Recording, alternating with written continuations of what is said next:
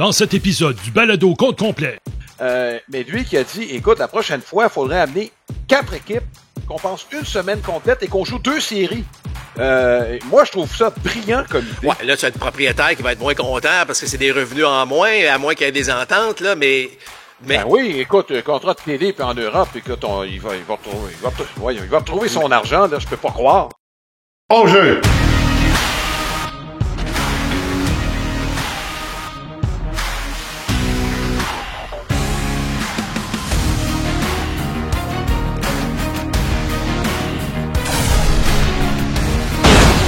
Deuxième prise!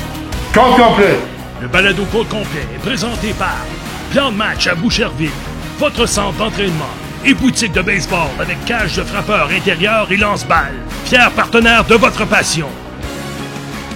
Voici vos animateurs, Alain Usereau et Mark Griffin. Bienvenue à compte complet. Nous sommes au début du mois de juin. On approche la mi-saison à grands pas. Marc, on va commencer avec les Blue Jays de Toronto parce qu'il y a une nouvelle qui a fait jaser énormément. C'est-à-dire le retrait de Cavan Biggio, non pas de la formation des 26 joueurs, mais de la liste des 40 des Blue Jays de Toronto. Écoute, ça a polarisé pas mal de partisans. On a besoin d'attaque. C'est un fait que Cavan Biggio n'a pas une grosse moyenne au bâton. Je regardais l'ensemble de sa carrière, Marc. Il n'a jamais été capable d'avoir le même rendement qu'à sa toute première saison dans le baseball majeur.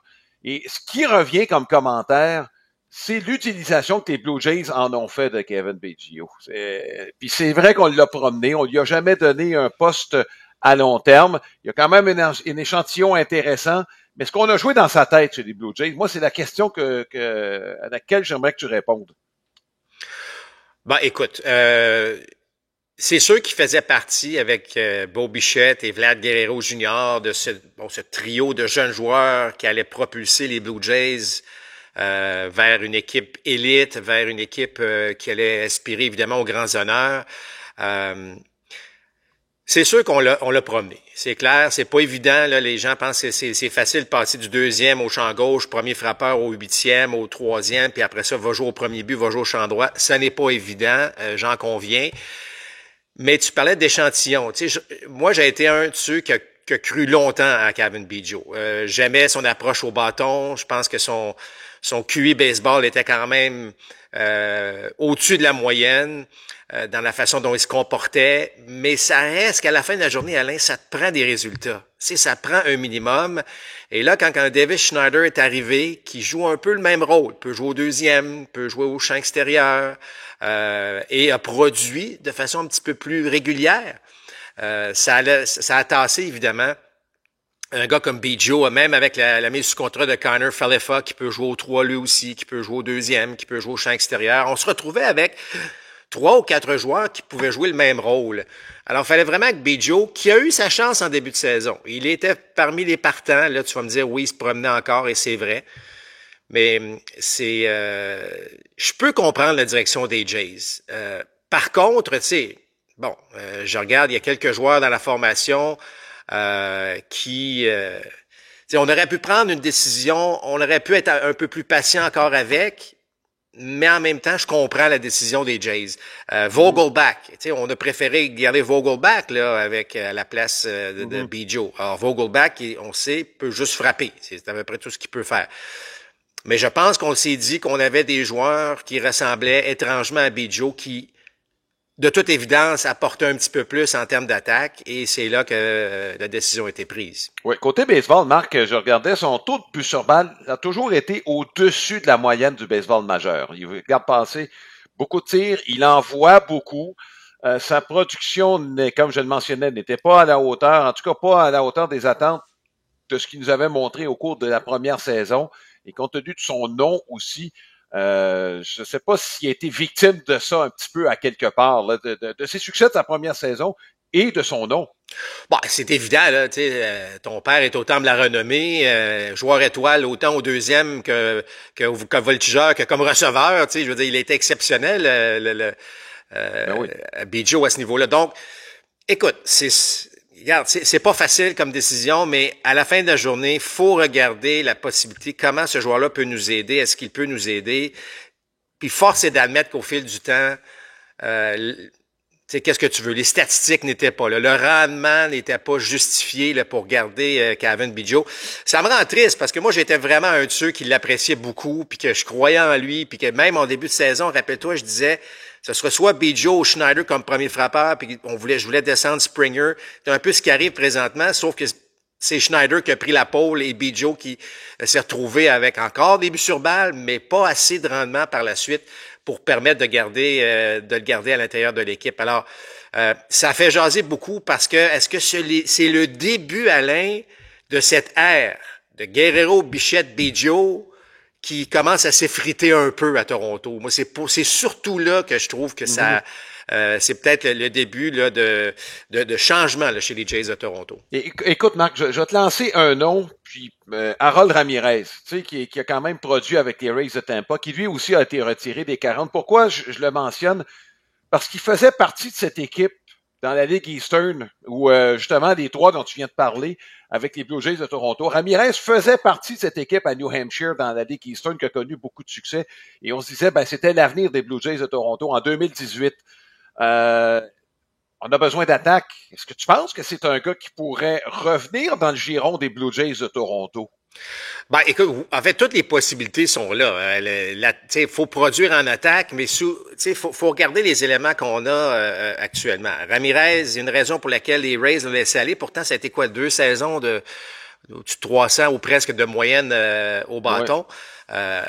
Dans ce cas-ci, on a peut-être tiré la plug un peu rapidement du côté des Rays, mais bon, ça vous prouve à quel point il faut produire. Il faut juste produire le plus possible. Puis si on ne produit pas à l'intérieur d'1 mois, 2 mois, 2 mois et demi, ben là, il y a des décisions qui doivent être prises. Je suis sûr que les Jays le considèrent, mais ça reste, est-ce que c'est un joueur... Tu sais, les Jays sont en train de se bâtir une équipe là où ça prend de la polyvalence. Parce que tu as vu, là, Vlad a joué un petit peu au 3. Après ça, Turner, on aimait moins sa présence au 3e, on le met au premier but. Alors, si tu amènes un Ramirez... qui écope, là? T'enlèves qui à ce moment-là? Donc, c'est sûr qu'il va y avoir des changements d'ici les prochaines semaines. Les Jays, ont gagné leur série contre les Aces d'Oakland. On s'en va jouer une grosse série contre les Brewers de Milwaukee en début de semaine. T'as l'impression que c'est toujours un test. On n'est jamais là, confortable dans le calendrier, dans la situation dans laquelle on se trouve. Je ne sais pas jusqu'à quel point on va attendre, parce que là, en ce moment, les Rays et les Jays sont la dernière place là, de la division Ouest de l'américaine. Oui, effectivement, Marc, moyen de plus de 300 au cours des 2 dernières années avec Tampa Bay dans le cas de Ramirez, mais cette année, Marc, sa moyenne au bâton n'était pas mauvaise, 2,68, c'est au-dessus de la moyenne du baseball majeur, mais un coup de circuit, un gros total de 3 buts sur balle. Dans le baseball moderne, Marc...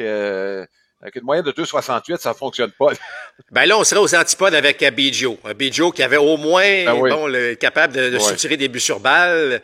Et à l'inverse, l'autre bas, c'est un joueur complètement différent. Donc, c'est sûr qu'on regarde ce qui se passe à travers les autres équipes, les changements qui sont effectués. Mais pas facile de pointer un élément que les Jays, ou le type de joueur que les Jays pourraient aller chercher. Je pense pas qu'on aille chercher Avisaïl Garcia, là, qui a été libéré en fin de semaine par les Marlins, là. Marc, est-ce qu'on va être à la recherche d'un 5e partant, là? Biggio est parti, Spencer Horwitz frappait très bien au niveau 3, on va voir ce que ça va donner. Mais là, 5e partant, on a vu en début de saison d'expérience Bowden Francis, ça n'a pas été concluant, a dû faire un tour dans le baseball mineur. Là, semble-t-il qu'on lui donne une 2e chance, ça a bien commencé. C'était pas contre l'équipe la plus menaçante à l'attaque, mais il fallait quand même le faire. 4 manches sans donner de points en fin de semaine face aux Aces d'Oakland. Tu y crois encore? Je sais que toi, t'as un préjugé favorable envers Bowden Francis. Là. Est-ce que tu penses qu'il mérite une autre chance? Ben, écoute, oui, je l'ai apprécié. Là, ça ne deviendra pas un lanceur numéro 1, là, c'est-à-dire un partant numéro 1, là, mais dans le rôle dans lequel on le place, Alain, moi, j'ai pas de problème. Tu sais, les Jays, si je ne m'abuse, ont des congés. Là. Les 2 prochains jeudis, les Jays sont en congé. Alors, tu sais, t'as pas toujours besoin de ce fameux 5e partant-là. Le seul problème, c'est que s'il y en a un autre qui tombe au combat, il faut que tu prévois quand même une possibilité. Et c'est là que les Jays pourraient être dans le trouble. Tu sais, si jamais là tu perds, je sais pas, un Gausman là pour, que ce soit pour 1 ou 2 ou 3 départs, là, peu importe, même si la blessure n'est pas grave, faut quand même prévoir le coup à un moment donné. Et c'est là que les Jays Tu sais, je trouve qu'on est, c'est mince là, c'est mince au niveau des possibilités là, des lanceurs partants. Donc, il faudrait quand même se préparer à ça. Et entre-temps, ben Francis aura donc l'occasion de se faire valoir au cours des prochaines semaines, même si on a des congés, on va le voir. C'est quand même un lanceur à tout faire. Je pense qu'il peut donner des manches de qualité à son équipe. Oui, ben le fait demeure, Marc, depuis le début de la saison, c'est l'attaque qu'il faut qu'il en donne un peu plus chez les Blue Jays de Toronto. Là, on a un calendrier qui est plus relevé. On est dans la course encore, Marc. Comme bien des équipes, en raison, d'une certaine irrégularité, manque de constance. Au moment où on se parle, on est à 2 matchs, une place en série. Ce qui est quand même incroyable. Les Twins ont de la difficulté. Il y a personne qui veut se détacher. Des Rangers du Texas, des Astros de Houston, les Rays de Tampa ne jouent pas comme on l'a fait au cours des années passées. Puis compte tenu des ennuis et des blessures, surtout des Astros, Marc, écoute, on peut peut-être rester longtemps dans la lutte. C'est une drôle de saison. C'est une drôle de saison, Alain. Il y a beaucoup d'équipes qui, je dirais pas déçoivent, mais disons, jouent pas à la hauteur encore. Et vous savez, les saisons sont longues et parfois, on peut partir un peu plus tard en saison, là, mais ce qui rend vraiment le classement hyper intéressant parce que c'est ouvert. Là, c'est vraiment ouvert, que ce soit dans la nationale ou dans l'américaine. Il y a une possibilité. Tu sais, une équipe qui en gagne 10 sur 12 va carrément revenir là, dans la course et se positionner favorablement. Donc, c'est ce genre de saison-là. Donc, les Jays sont un peu, entre guillemets, chanceux de se retrouver dans une situation où on est en mesure, malgré un début de saison beaucoup plus lent qu'anticipé, malgré ce que les partisans en pensent, ils sont dans le coup. Alors, il faut quand même considérer ça parmi les options. Et c'est bon pour le baseball. C'est bon pour le baseball parce que ça va peut-être permettre, je sais que la date limite des transactions est pas demain matin, mais ça s'en vient tranquillement, pas vite. Et ça va peut-être permettre, Alain, un marché fort mouvementé parce que là, il va falloir se positionner en se disant est-ce qu'on fonce ou on se laisse aller? Et je pense qu'il y a plus d'équipes qui vont dire on fonce. Et à ce moment-là, ben là, ça peut devenir, peut avoir les prochaines semaines là où pour avoir des changements importants dans les équipes, puis ça, ben c'est toujours agréable. Oui, et des noms peut-être plus surprenants qu'on pense. Il y en a 2 que j'ai en tête et on pourrait y revenir, Marc, chez les White Sox de Chicago. C'est la pire équipe dans le baseball majeur cette année. Il y a 2 gros noms, Marc, qui pourraient être disponibles. Luis Robert et Garrett Crochet. Ça va coûter cher, mais on parle de 2 super étoiles là, qui pourraient aider bien des équipes. C'est le temps de la question de la semaine qui est présentée par Sylmar Autoville. C'est votre détaillant pour les pneus de voitures et de camions classiques et antiques. On vous invite à consulter le www.sylmar.ca. Et Marc, tu pourras peut-être ajouter sur ce qu'on a dit tantôt. La question, c'est sur Cavan Biggio. Est-ce que on l'a vraiment traité équitablement chez les Blue Jays de Toronto? A-t-il vraiment eu sa chance? Donc, envoyez vos commentaires à propos de cette question qui paraît sur Facebook. Facebook.com/compte complet balado, encore sur notre site internet comptecomplet.com. Je sais pas si tu as de quoi ajouter là-dessus, Marc. Je pense que j'ai répondu, Alain. Moi, je pense que oui, il a eu l'occasion de se faire valoir, même si on l'a chambardé à gauche à droite. Et c'est malheureux. J'espère qu'il aura une autre chance et que ça peut débloquer ailleurs. Moi, j'ai bien l'impression qu'il y a une équipe qui va mettre le grappin sur Cavan Biggio. En tout cas, ce sera à voir. Alain, je voudrais aussi souligner notre commanditaire principal, Plan de match, boutique de baseball, cage de frappeur, cours privé aussi. Si vous voulez d'ailleurs vous procurer la casquette Plan de match, vous payez sur la boutique en ligne de Plan de match. On les remercie, c'est un endroit magnifique. La saison estivale est vraiment démarrée, les saisons sont démarrées, vous avez besoin d'équipement. Passez par Plan de match ou la boutique en ligne. Et si vous avez besoin d'entraînement, venez aussi utiliser les cages de frappeurs. Et je vous rappelle, la meilleure façon de nous rejoindre pour savoir où nous écouter ou nous regarder sur YouTube, allez sur le www.comptecomplet.com. Marc, ça fait quelques semaines qu'on en parle déjà. On regarde la tendance à l'attaque dans le baseball majeur. On regarde le MPP, puis on se dit à un moment donné, on va grimper au-dessus de 700. Ça s'en vient, la chaleur arrive. La chaleur de la fin du printemps. Puis là, on est rendu le lundi 10 juin 2024 et le MPP est encore à 6,99. On n'a pas retrouvé 700. Puis là, j'ai regardé la tendance, Marc. Puis j'ai commencé en 2019. C'est l'année avant la COVID. Et écoute, En 2022, on a fini avec 706. OK? La moyenne de points par match, c'est à peu près la même chose qu'on a là, même un petit peu plus bas que ce qu'on a. Mais je regarde la ligne globale. Là. Tu sais, quand on a le nez dessus, des fois, bon, tu vois des fluctuations, mais c'est comme un peu la bourse. Il faut que tu t'éloignes un petit peu pour voir que ça monte. Et là, dans le cas du MPP, il semble y avoir une baisse. Et là, j'y vais de 2019 à 2024. 2019, on se rappelle, c'est l'année des coups de circuit. Il y a deux équipes qui avaient établi des records, soit Minnesota et les Yankees. Donc, on avait un MPP à 7,58. L'année de la COVID, 7,40. 2021, 7,28. 706 en 2022. On est revenu à 7,34 l'année passée. Et là, on est à 6,99. Le nombre de points par match, de 2019, on est passé de 4,83 à 4,34. C'est, dans un match, là, c'est 1 point de moins par match. Bon. On sait que les lanceurs lancent de plus en plus fort, puis ça semble augmenter d'année en année. Tu regardes les enclos de relève, Marc, la plupart des lanceurs lancent 95 et plus. C'est pas compliqué, là, c'est ce qu'on cherche. Bon, tu t'en tires quoi de ça? Est-ce qu'on est dans une tendance qui va être difficile à renverser ou c'est une fluctuation qui te semble normale? Ben, écoute, tu fais bien de mentionner que là, les journées chaudes d'été s'en viennent. Je pense que ça va quand même augmenter, mais est-ce qu'on peut passer de 6,99 à 7,30? Ça, c'est tout un bon. Et ce qui est surprenant dans ça, c'est que oui, il y a beaucoup de bons lanceurs, mais il y a aussi beaucoup de bons lanceurs sur la liste des joueurs blessés. Ce qui fait que, normalement, tu sais, toutes les équipes cherchent encore des lanceurs, cherchent des bras, et pourtant, c'est encore l'attaque qui écope dans tout ça.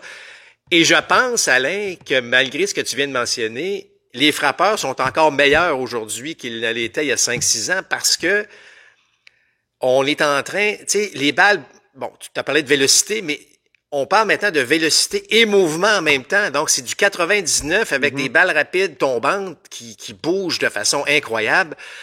Alors, l'art de lancer évolue constamment. Tu sais, tu vois constamment des lanceurs qui lancent fort, prendre des balles, puis tester des prises de balles, des angles de bras, tout ça pour faire bouger la balle et désynchroniser le frappeur. Mais le frappeur, lui, quelles sont ses options pour être meilleur? Juste d'être plus vite, d'une coordination. Tu comprends? C'est que l'évolution du lanceur, je dirais pas qu'elle est à l'infini, là, parce mais tu sais, on peut faire bouger des balles de n'importe quelle façon et surtout avec la qualité des bras qu'on a aujourd'hui. Mais pauvre, le frappeur, lui, il pourrait peut-être prendre un bâton un petit peu plus léger, il peut essayer de se développer. Mais tu comprends que ça devient extrêmement difficile pour le frappeur qui ne peut pas suivre, selon moi, l'amélioration, cette façon de faire des lanceurs. Alors, c'est pas surprenant. Ceci étant dit, je crois vraiment que il y a un ajustement qui va pouvoir se faire durant. Donc, la balle va voyager un petit peu plus. Il va y avoir des éléments qui vont aider les frappeurs, mais ça peut pas suivre la courbe. Tu parlais de courbe tantôt, là, ça peut pas suivre la courbe. Et j'ajouterais à ça, Alain, que moi, je trouve, puis même depuis 2019, là, je vous parle pas des débuts des années 2000, même depuis 2019, je trouve que les joueurs sont encore meilleurs en défense. Donc, on vole des coups sûrs. Alors, c'est sûr que la moitié des balles frappées dans les allées, là, qui étaient, bon, maintenant, on a les données, là, les fameuses qu'on appelle les catch probability, là.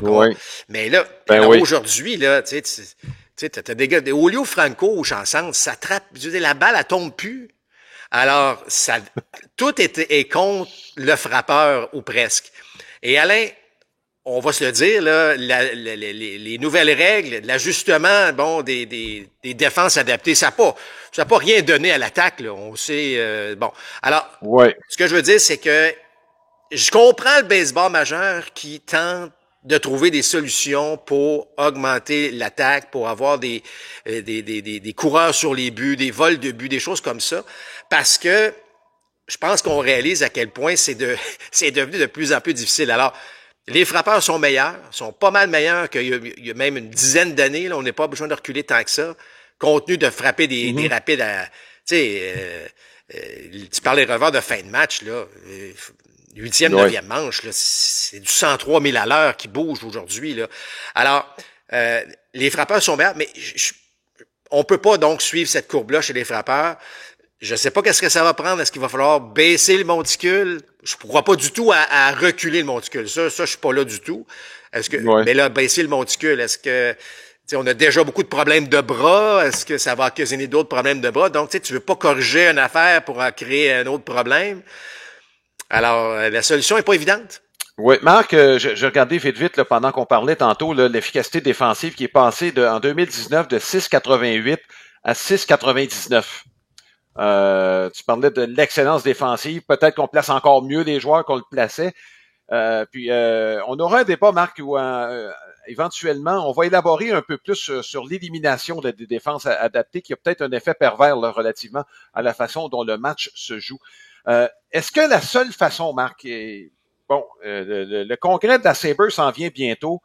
Et moi, j'aurai l'occasion de parler à certains collègues. Et je sais qu'il y a une discussion qui a lieu, c'est entre collègues, il n'y a pas eu de présentation, mais qui disait si on veut retourner à un baseball qui ressemblait un petit peu à plus de balles en jeu, peut-être qu'on pourrait modifier un peu la balle. Et écoute, je te dis pas de changer complètement la texture de la balle, mais peut-être la rendre un tantinet moins dur, de sorte qu'on aura plus de balles en jeu.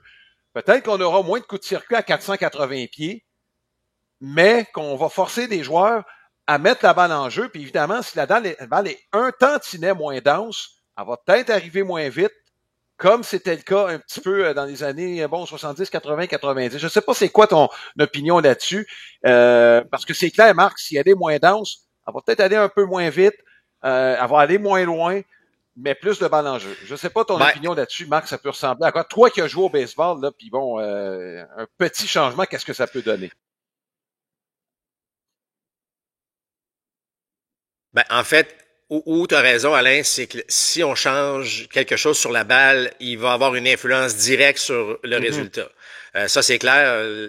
Le baseball a changé la balle au fil des années, puis souvent, il en parlait même pas. C'est les joueurs qui s'en rendaient compte. Alors ça, c'est sûr que c'est un aspect qui pourrait aider ou changer la donne. Mais il faut faire attention. Est-ce que là, tu as le radar qui est à 100 000 à l'heure? Là, tu envoies une balle qui ça va être difficile à aller chercher, si par exemple cette vélocité-là. Est-ce que ça va créer des blessures additionnelles parce qu'on va forcer encore plus? Oui, la balle peut changer de quoi? Est-ce que c'est la solution? Moi, j'ai toujours pensé que je comprends pas encore qu'en 2024, puis là, on en parle beaucoup moins, là, mais qu'on n'a pas une balle qui est moins glissante et qui est universelle. Qu'il n'y a pas un produit là au lieu d'avoir encore des gars qui tentent d'avoir de la résine de pince dans le cou puis essayer ou sur le gant. Là.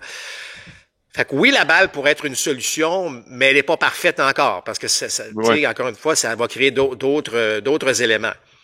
Mais je pense qu'il faut que l'art de frapper continue de se développer, on continue de trouver des trucs, on continue de trouver des solutions, parce que s'il y a un sport qui n'a pas changé, c'est-à-dire que, vous savez, au golf, les bâtons de golf aujourd'hui, ou les raquettes de tennis, où c'est léger, c'est puissant, écoute, au baseball, c'est encore le bâton de bois, là. On a changé l'essence du bois un peu, là. Il y a plus d'érable puis de bouleaux jaunes qu'à une certaine époque, mais ça reste l'instrument principal, pas nécessairement évolué tant que ça pour créer de l'attaque. Alors, c'est pour ça que c'est pour ça qu'on est rendu dans ces débats-là aujourd'hui, de voir comment on peut trouver des solutions. Alors, et je pense que la meilleure solution, c'est que les frappeurs, encore une fois, trouvent le moyen, même si la courbe ne suit pas l'amélioration des lanceurs, qu'on trouve le moyen. Et tu sais, là, je vais peut-être être plate, là, mais est-ce qu'on pourrait pas revenir un peu plus à l'amorti puis au frappé court puis des choses comme ça qui pourraient aussi ouvrir, selon moi, peut-être certaines possibilités en attaque? En tout cas, je laisse ça de même. Bon, regarde, ça aussi, on aura l'occasion d'en parler d'ailleurs dans un segment spécial là, qu'on présentera sur les statistiques avancées.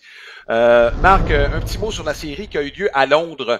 Je pense que ça a été un gros succès cette année. C'est peut-être même, je te dirais, la série qui a le mieux vendu le baseball là, outre-mer. Absolument. Deux équipes là, qui ont foncé dans le projet.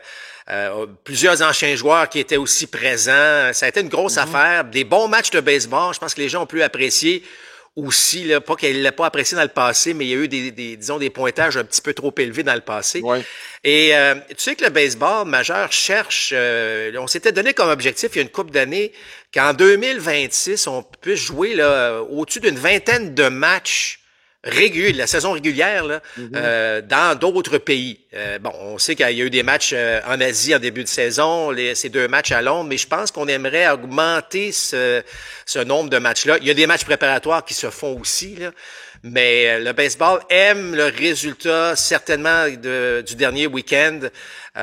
Alors, je serais pas surpris que dans le calendrier 2025-2026, qu'on ait un petit peu plus, pas seulement à Londres, mais qu'on s'en aille un petit peu ailleurs pour, pas pour qu'il y ait des franchises, évidemment, du baseball à Londres, mais pour que le baseball, on en jase davantage, que le baseball amateur aussi dans ces pays-là puisse être un peu plus populaire. Et qui sait, Alain, à ce moment-là, on ne sauterait pas d'année aux Jeux olympiques. Éventuellement, le baseball pourrait retourner aux 4 ans. Là. Mais il y a quand même des choses intéressantes à retenir. Et je pense que le baseball majeur a de l'intérêt à aller... Et les joueurs ont beaucoup apprécié, en lisant à peu près tout ce qui s'est lu.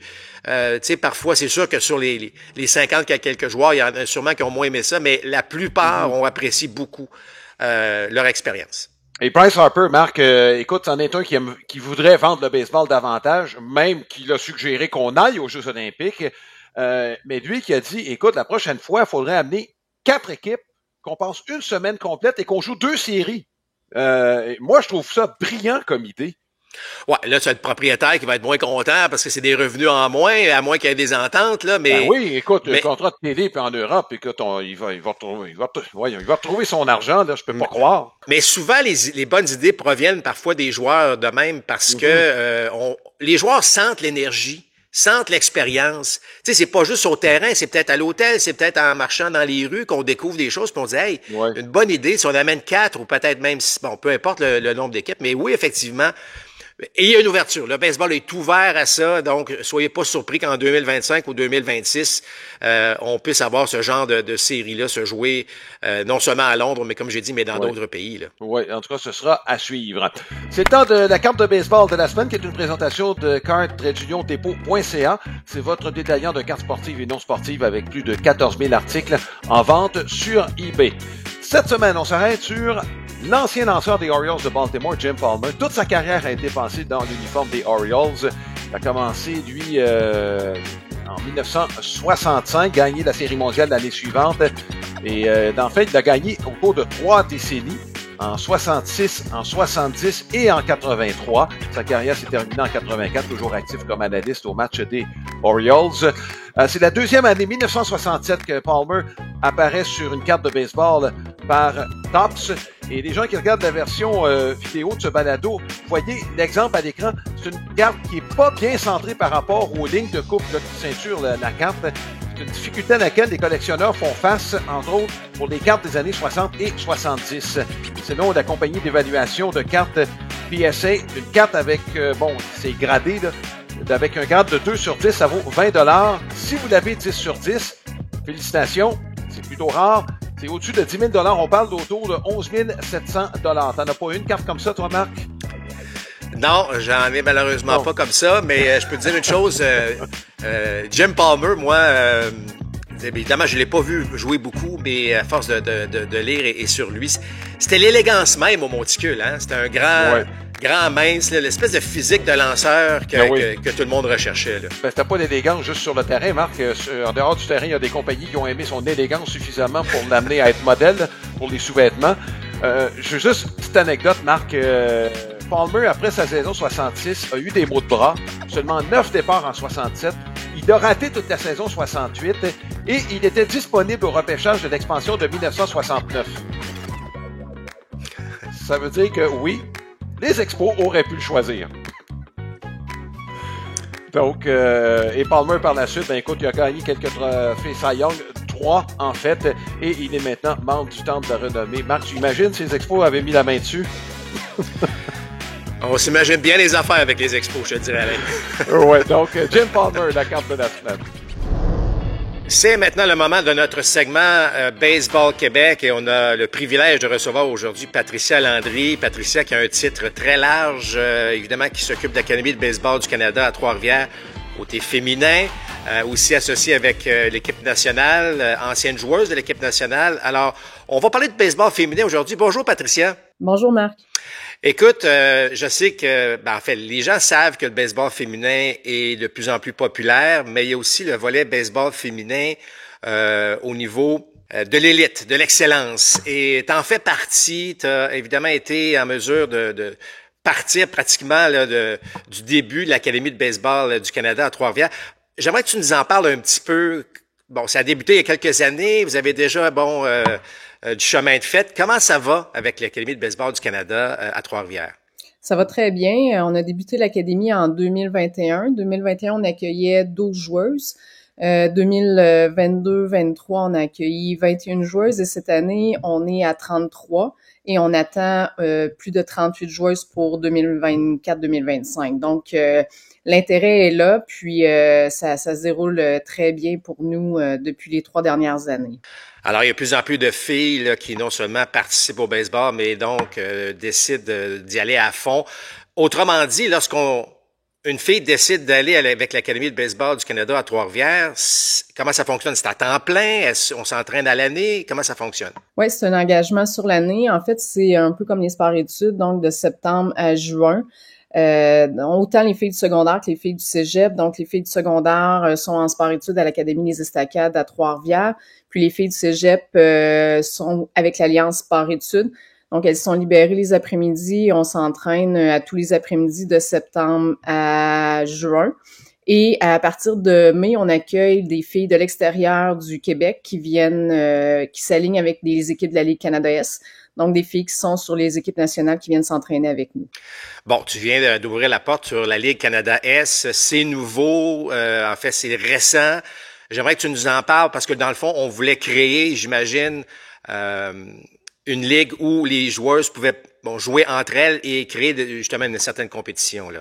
Exact. C'est en fait depuis la création de l'académie, mais on a réalisé que l'été, il n'y avait pas tant d'opportunités pour les filles. Donc, ils s'entraînent à l'année avec l'opportunité d'aller dans un championnat canadien, mais on cible 14 filles. Là. Donc, pour offrir plus d'opportunités à plus de filles, on s'est dit, mais pourquoi pas créer une ligue?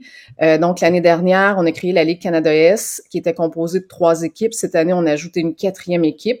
Donc, c'est les meilleures filles de 17 ans et plus du Québec et s'ajoutent à ces filles-là des filles de l'extérieur du Québec qui ont des ambitions d'équipe nationale ou qui sont déjà sur l'équipe nationale, mais ils viennent s'ajouter à la Ligue, ce qui augmente évidemment le calibre de jeu.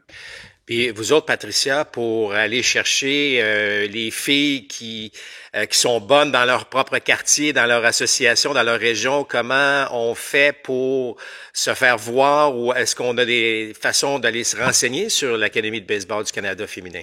Oui, tout à fait. Page Facebook, on va avoir bientôt un site web.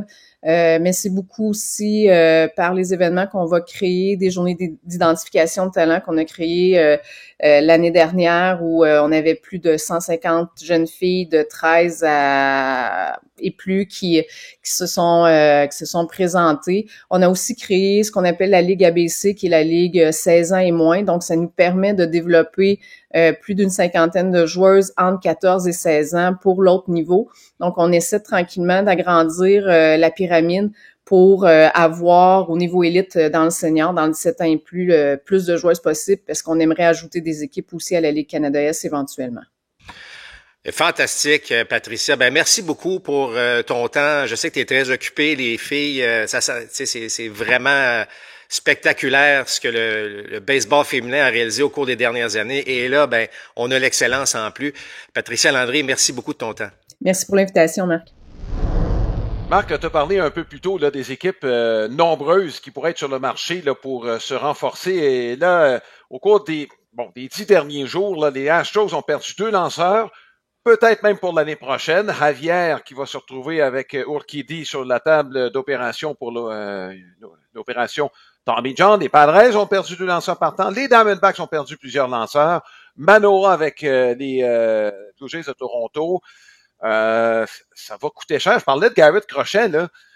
Marc, le prix va être extrêmement élevé. On parle de Crochet, mais Eric Fedde, qui connaît une très bonne saison, aussi pourrait valoir quelque chose parce qu'il n'a pas signé un contrat à long terme avec les White Sox. Ouais, puis tu pourrais ajouter les Orioles de Baltimore qui ont une couple de lanceurs sur la touche aussi.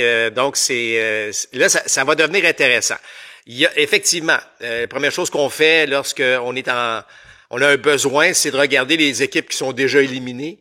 Ou pratiquement, là, comme les White Sox. Et bon, qu'est-ce qu'on peut faire? Mais tu l'as dit, le prix va être très cher. Je sais qu'on en a déjà parlé, mais il y a un Trevor Bauer qui est aussi disponible. Puis moi, j'ai l'impression que là, avec le nombre d'équipes qui ont un besoin, ça va finir par accrocher là, cette affaire-là. C'est-à-dire que, et je sais qu'il a lancé devant les dirigeants des Astros au cours de la dernière semaine.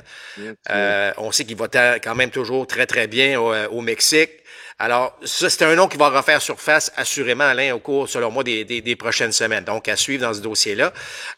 Crochet va coûter très cher parce que, tu sais, à un moment donné, Alain, ça va pas bien avec les White Sox, mais tu repars où, la machine, là? Tu sais, à un moment donné, il va falloir que tu dises, bon, ben là, on tourne la page, on part. Fait que là, tu as parlé de Willis Robert un peu plus tôt, là, évidemment, de Crochet. J'ai hâte de voir dans quelle direction les White Sox vont se diriger. Mais, effectivement, le prix va être extrêmement cher. Et qui va oser? Alors, c'est rien d'être évident à ce niveau-là, mais ce qui est agréable, puis on en a parlé un petit peu plus tôt dans ce balado-là, c'est que là, il y a beaucoup d'équipes qui sont dans le coup, et c'est pour ça que c'est peut-être tentant, justement, pour les White Sox de dire, ben garde, oui, c'est le fun Crochet, mais on peut aller chercher énormément pour compte tenu du nombre d'équipes qui sont à la recherche de lanceurs. Alors, c'est un marché là qui va bouger pas mal, j'ai bien l'impression, dans les prochaines... peut-être pas dans les prochains jours, mais certainement dans les prochaines semaines, compte tenu du fait que les classements sont très serrés. Là. Penses-tu, Marc, Bauer qui disait « Je suis prêt à signer pour le minimum », il voit ça, là. Penses-tu que ses demandes pourraient augmenter un petit peu? Ben, écoute, là, le problème avec Bauer, c'est, oui, son passé, bon, il n'a pas été accusé au criminel, c'est correct, mais c'est aussi dans son attitude. Donc, il faut être prudent, là, tu sais, parce que là, si tu viens de dire ça, puis tu dis, ben, finalement, là, il y a 4-5 équipes, donc, crache le morceau. Tu comprends? Donc, il va falloir qu'il tienne à ses paroles à un moment donné. Moi, c'est ça qui m'inquiéterait quasiment plus si on le mettait sous contrat, c'est, il va arriver dans le vestiaire, ça va donner quoi, là? Tu sais, est-ce qu'il a pris de la maturité suite à tout ce qui s'est passé ou on va retrouver encore à être un peu nerveux sur la façon dont lui va réagir. Donc, c'est un peu ça qui pourrait, ben, en fait, selon moi, qui retient certaines équipes en ce moment afin de bouger pour lui, là. Mais écoute, il y a un problème de 5e partant chez les Braves d'Atlanta, mais c'est pas le problème principal sur lequel tu me parlais, Marc, chez les Braves d'Atlanta. On aura probablement besoin d'un ou deux voltigeurs. Duval fait pas trop mal, mais c'est juste que l'ensemble de l'équipe, on est loin du niveau de l'année passée. C'était peut-être exagéré de demander peut-être le même rendement, sauf qu'on ne frappe pas beaucoup. On a perdu 3 matchs sur 4 contre Washington en fin de semaine. On a quand même un petit coussin, là. On a 4 matchs et demi d'avance sur l'équipe qui pourrait nous devancer dans les équipes repêchées. Antopoulos n'a pas l'habitude de rester des bras croisés. Toi, tu t'attends à quoi? 5e partant ou davantage d'attaque? Ben, écoute, c'est sûr, on a parlé des Jays un peu tout à l'heure. On est dans le coup, là. Donc, tu sais, on est juste à partir sur une bonne séquence, puis tout va se replacer. Il y a trop de talent, mais je suis pas certain qu'on... Tu sais, rappelle-toi justement, lorsque Acuna s'était blessé la première fois, on pensait qu'elle allait avoir des grands coups. Ben oui, on est allé chercher des Solaires, entre autres choses. Donc, c'est des gros noms, mais je sais pas... tout dépend qu'est-ce qu'on a à offrir aussi du côté des Braves d'Atlanta. Est-ce que on va rechercher un Kevin Pillar qui va très, très bien, par exemple, avec les Angels? Est-ce que c'est le type de joueur qu'on va décider d'aller chercher? Ou on va chercher un George Springer, par exemple, mais il y a un gros contrat, et les Blue Jays devraient réavaler, mais qui a déjà gagné, qui a de l'expérience, qui pourrait revivre un peu avec les Braves. C'est difficile de savoir dans quelle direction Alex Antopoulos pourrait aller, mais je suis pas mal convaincu que c'est plus au niveau... Ben, on cherche toujours des lanceurs, Alain. Ça, c'est clair, peu importe les équipes. Mais je pense que du côté des Braves, c'est un petit peu plus au niveau de l'attaque qu'on voudra aller s'améliorer. Je dirais pas une bougie, parce qu'il y a quand même une couple de gars qui vont très, très bien. On n'a qu'à penser à Ozuna, là. Mais on a quand même des éléments en place. Fait que je suis pas certain que le coup d'Alex Antopoulos sera sur un joueur comme Luis Robert, par exemple, que je verrais plus avec les Dodgers, si jamais on a un coup à aller chercher. Là, évidemment, Paguez va de mieux en mieux, fait qu'on et Hartman va bien au niveau 3 chez les Dodgers, fait qu'on peut peut-être être un petit peu plus patient. Mais ça reste que c'est le fun, parce que là, ça amène des discussions. Puis c'est de savoir parce qu'Antopoulos, 2 choses. 1, il n'a pas l'habitude d'attendre. Et 2, c'est souvent un des premiers directeurs généraux, ou en tout cas d'opérations baseball, qui bouge. Il n'attend pas la date limite des transactions souvent. Alors ça peut partir la machine là à ce niveau-là. Dodgers, Marc, écoute, on les a fait en fin de semaine. C'est une bonne machine. On aimerait renforcer le dernier tiers. Perez va bien. On a parlé de Outman, effectivement. C'est un MPP au-dessus de 1000 depuis qu'il est au niveau 3A depuis 2 semaines. Donc, Outman, tu fais quoi avec lui compte tenu des attentes des Dodgers? Tu le ramènes ou tu t'en sers comme appât, justement, dans une transaction pour obtenir un Luis Robert? Ben, c'est ça qui est le fun, c'est que tu as deux possibilités. Puis Hartman, je pense, a beaucoup de valeur, là, même s'il était retourné. C'est comme Édouard Julien. Ouais. Là. Les Twins n'iront pas échanger Édouard Julien demain matin. Là. Il y a beaucoup trop de valeur. Ouais. Alors, mais si tu as un besoin réel puis qu'il y a une équipe qui a de l'intérêt, c'est sûr que tu vas écouter. Là. C'est clair qu'on va écouter. Alors, il faut se donner des options. C'est pour ça que développer des jeunes joueurs, même s'ils sont... il faut, parce que du côté des Dodgers, Chris Taylor, par exemple, on parlait de Biggio tout à l'heure. Est-ce qu'un Biggio pourrait pas se retrouver avec les Dodgers en remplacement de, on change un peu. Bon. Alors, tout est analysé, Alain. Je suis convaincu. Écoute, chaque équipe arrive avec, tente d'arriver avec des solutions pour s'améliorer. Et là, ce que j'ai vu des Dodgers au cours du week-end, j'ai pas haï du tout, parce qu'on sait qu'on est 7, 8, 9 parmi les pires équipes du baseball. Pagay semble être un peu meilleur. Gavin Lux, c'est un match de 2 coups sûrs. Est-ce qu'il y a un réveil là? Puis, dans le fond, là, la vraie question dans tout ça, là, c'est quelle est la patience de chacune des équipes? Est-ce qu'on croit encore en nous un petit peu? Est-ce qu'on se donne 1, 2, 3 semaines? Est-ce qu'on fait... elle est où la patience? Ou l'impatience, c'est selon. Et c'est ça qui va faire bouger les choses éventuellement. Marc, quelquefois, il faut laisser les hommes de baseball faire leur travail. Et là, je fais référence à ce que j'ai lu cette semaine. Les Rockies, je ne sais pas qui on pourrait échanger, mais le nom de Ryan McMahon a été soulevé. Il a un contrat encore de plusieurs saisons avec les Rockies. C'est un joueur intéressant, frappe de la gauche, très bon en défense, bien au-dessus de la moyenne, en fait. Sauf que on dit que le propriétaire l'aime beaucoup. Sauf que quand les Rockies vont être... l'équipe de qualité supérieure, est-ce que McMahon va être encore utile à l'équipe? Moi, je pense aux Angels pour White Sox quand je pense aux propriétaires qui se mêlent pas de leurs affaires. En fait, oui, c'est leurs affaires là, quand vient le temps de débourser dépenser pour de gros contrats. Mais tu peux pas décider de garder un joueur parce que tu l'aimes. Ben, en partant, Alain, lorsque tu as mentionné ça, il est souvent là le problème. C'est d'arriver puis se dire non, on l'aime, il est fin, on aime sa famille, puis je comprends tout ça, là, mais à la fin de la journée, qu'est-ce qui est mieux pour ton équipe? Alors, puis on l'a trop vécu, Alain, au cours des années, là, des propriétaires qui se mêlent de décisions baseball, ce n'est jamais bon. Et Alex Agostino nous le dit souvent. Il dit un des aspects importants qui fait qu'en fait que les Phillies vont bien puis que ça va bien, c'est que le propriétaire ne se mêle pas de ça. Il embauche des gens à gros prix pour s'occuper de son aspect baseball. Il les laisse travailler. Alors, s'il est pas content, ben, il aura juste à les changer. Mais, tu sais, on l'a vécu avec les expos, on l'a vécu avec, tu sais, je veux dire, un bon propriétaire va s'entourer de gens de baseball qui va leur donner carte blanche. Puis, à ces gens-là de faire le travail à ce moment-là. Puis, si on n'est pas satisfait, mais, parce que McMahon est un joueur, écoute, les Yankees le convoitent, là. Tu sais, on regarde le troisième but du côté des Yankees. Il n'y a pas de stabilité, là. Tu sais, le Mailleux, on va faire quoi avec lui? C'est plus difficile en attaque. Cabrera va bien, mais tu sais, on jongle un peu avec cette position-là depuis une couple d'années, d'ailleurs. Alors, c'est sur un joueur qui viendrait drôlement stabiliser ce poste-là, par exemple, du côté des Yankees. Oui, on a juste à retourner le Mailleux à Colorado, puis ce serait réglé.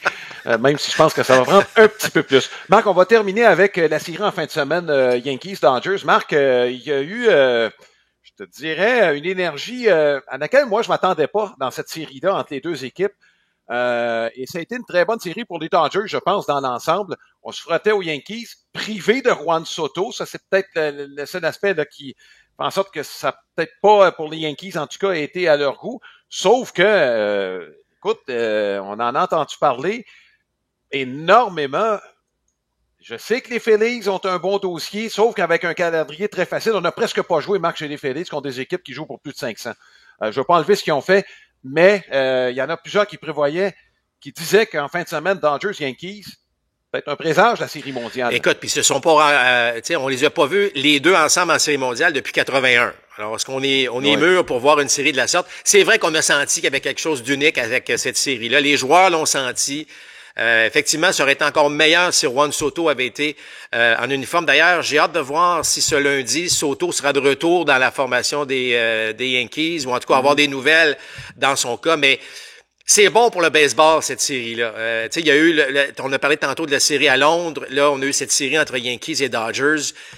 Ça fait qu'une bonne, une bonne vibration, si vous voulez, autour du baseball présentement. Puis on avait besoin de ça. Et c'est bon chez les Dodgers de se positionner. Tu as parlé des Phillies. Les Phillies ont une meilleure fiche que les Dodgers dans la Ligue nationale présentement. Mais d'arriver au Yankee Stadium, même si Juan Soto était pas là, la façon dont les Dodgers ont joué, ça répond peut-être à certaines questions là, de leur côté. Alors, j'aimais ça. Lorsque c'est bon pour le baseball, lorsque le spectacle est bon, le match de dimanche qu'on a présenté à RDS dans la victoire donc des Yankees, c'était du bonbon là. C'est un des bons matchs qu'on a présenté cette année. Victoire très serrée de 5-4. Alors, écoute, quoi demander de plus? Toujours est-il que c'est bon pour le baseball. En passant, Alain, je change de sujet rapidement. Ce qui est bon pour le baseball, je veux juste souligner qu'il y a 2 Québécois, Alain, qui vont participer à la Série mondiale des collèges américains. Ce n'est pas rien. Ça s'est réglé tard hier soir. Mais Émilie Pitre, qui est avec Kansas, évidemment, et Robin Villeneuve avec Tennessee. Les 2 vont participer donc à la Série mondiale à Omaha. Alors, on va suivre ça de près, évidemment. On est très fiers de voir que 2 gars du Québec qui s'en vont, en fait, nous représenter dans cette série mondiale-là. Ouais, ben écoute Marc, c'est le temps de présenter les matchs de la semaine 3. L'horaire des matchs télévisés est présenté par la boutique des fans. C'est votre boutique de cartes sportives et d'objets de collection à Hawkesbury. En plus de vous offrir des cartes Pokémon, Magic the Gathering et des figurines de Funko Pop. On vous invite à consulter laboutiquedesfans.ca. Donc, les Yankees, on les verra lundi. Moi, j'ai bien hâte parce que ce sera contre les Royals de Kansas City à RDS à compter de 20h. Mercredi, on verra les Phillies de Philadelphie au Fenway Park de Boston à RDS 2 à 19h. Et dimanche, ben quoi de mieux? Les Yankees contre les Red Sox au Fenway Park, comme à l'habitude, le dimanche à 19h à RDS. Donc, encore beaucoup d'actions qui nous attend au cours de la prochaine semaine. Et nous, on se donne rendez-vous lundi prochain pour notre balado compte complet. Portez-vous bien. À la prochaine. Balado compte complet vous a été présenté par Plan de match à Boucherville, fier partenaire de votre passion.